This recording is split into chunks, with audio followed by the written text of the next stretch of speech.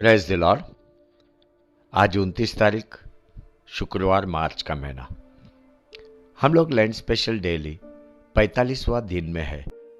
विषय पूर्वजों की सही मानसिकता। आज अपन सीखेगा मनुष्य का पुत्र। अपना सबको मालूम है, बाइबल प्रभु यीशु क्रिस्त को मनुष्य का पुत्र बुलाता है। पढ़ते मार्क का किताब 10 अध्याय 45 वचन। क्योंकि मनुष्य का पुत्र इसलिए नहीं आया कि उसकी सेवा टहल की जाए, पर इसलिए आया कि आप सेवा टहल करें और बहुतों की छुटौती के लिए अपना प्राण दे। बाइबल बोलता है मनुष्य का पुत्र, मनुष्य का पुत्र। बाइबल यीशु क्रिस्त को परमेश्वर का पुत्र भी बुलाता है, पर ज्यादा बार बाइबल में मनुष्य का पुत्र लिखा गया है। हम सबको मालूम है यीशु क्रिस्त मसीहा है, वही राजाओं का राजा है। पर यीशु बाइबल में इस रीति से बात नहीं किया। प्रभु यीशु क्रिस्त को अगर अपन बाइबल में देखेगा, वो शांत है, चुपचाप है। वो अगर बात किया तो योग्य समय में योग्य बातें ही किया। ज्यादातर वो शांत है। जब महायाजक कैफास यीशु क्रिस्त का जीवन का परीक्षा ले रहा था, उसने यीशु क्रिस्त से पूछा, क्या तू क्रिस्त है? क्या तू जीवित परमेश्वर का पुत्र है? यीशु नहीं बोला कि मैं हूं, नहीं बोला, ये भी नहीं बोला और तुम देखोगे कि मनुष्य का पुत्र सामर्थ और महिमा से आएगा। वो शांत रहा। वह परमेश्वर की ओर से आया, वह भी शरीर में होकर आया। शरीर में। पहला यूहन्ना 4 अध्याय 2 वचन।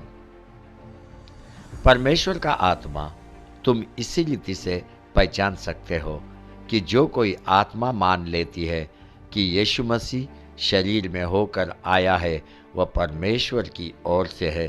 प्रभु यीशु क्रिस्त स्वर्ग छोड़ के पृथ्वी पर शरीर रूप लेके आया। वह मनुष्य का पुत्र बना। यरूशलेम से 10 किलोमीटर दूर बेथलेहम में उसका जन्म हुआ। वह भी चरनी में जन्म हुआ। चरनी में मनुष्य का पुत्र लोगों का जीवन बचाने के लिए आया। मनुष्य के पुत्र का दर्शन दानियल ने भी देखा। पढ़ते दानियल का किताब 7 अध्याय 13-14 वचन। मैंने रात में स्वप्न में देखा और देखो, मनुष्य के संतान सा कोई आकाश के बादलों समेत आ रहा था, और वह उस अति प्राचीन के पास पहुंचा और उसको वे उसके समीप लाए। तब उसको ऐसी प्रभुता, महिमा और राज्य दिया गया कि देश देश और जाति जाति के लोग और भिन्न भिन्न भाषा बोलने वाले सब उसके अधीन हो। उसकी प्रभुता सदा तक अटल और उसका राज्य अविनाशी ठहरा। दानियल ने भी मनुष्य का पुत्र का दर्शन को देखा। सारी बातों का राज्यकर्ता केवल मनुष्य का पुत्र होगा। मैं वापस बोलता हूँ, सारी बातों का राज्यकर्ता केवल मनुष्य का पुत्र होगा। पढ़ते हेब्री का किताब 2 अध्याय 5-9 वचन।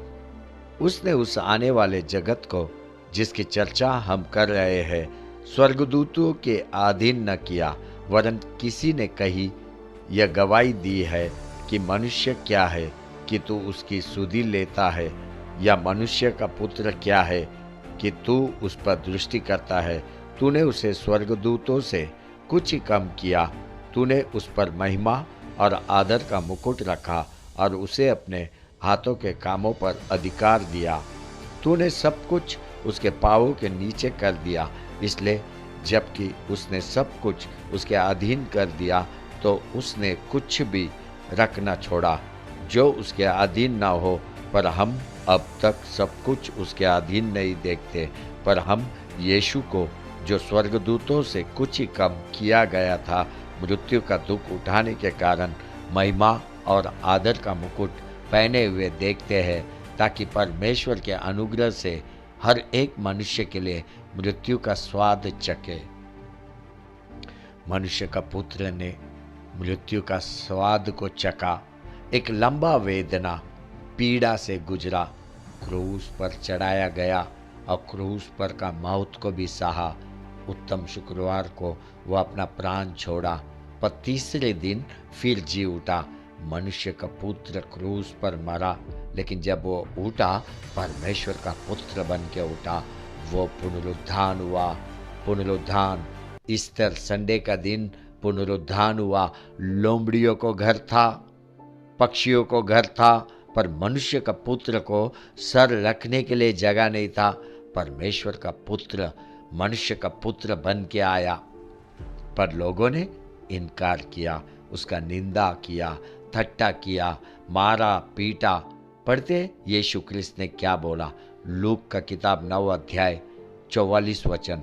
परंतु जब सब लोग उन सब कामों से जो वह करता था अचंभा कर रहे थे, तो उसने अपने चेलों से कहा, ये बातें तुम्हारे कानों में पड़ी रहे, क्योंकि मनुष्य का पुत्र मनुष्य के हाथों में पकड़वाया जाने को है।